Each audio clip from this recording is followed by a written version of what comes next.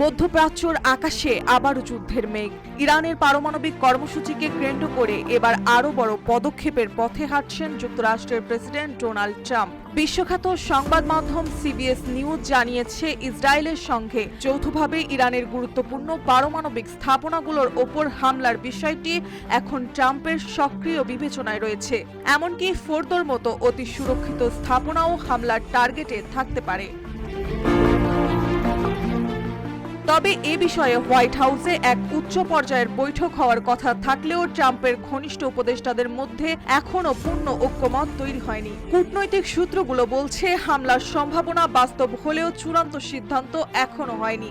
এক সিনিয়র মার্কিন কূটনৈতিক সম্প্রতি টিআরটি ওয়ার্ল্ডকে বলেন, আলোচনা চলছে, তবে সিদ্ধান্ত হোয়াইট হাউস নেবে। এদিকে ট্রাম্প সরাসরি ইরানের সর্বোচ্চ নেতা আয়াতুল্লাহ আলী খামেনিকে নিয়ে বিস্ফোরক মন্তব্য করেছেন।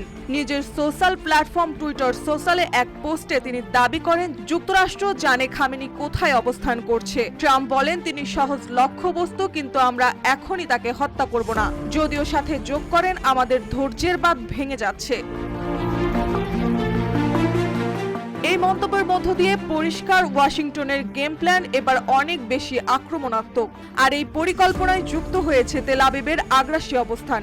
সব মিলিয়ে পারমাণবিক ইস্যুকে কেন্দ্র করে ইরানকে ঘিরে আবারও উত্তপ্ত হয়ে উঠেছে বিশ্ব রাজনীতির মাঠ। মার্জিয়া মৌ, রূপালী বাংলাদেশ।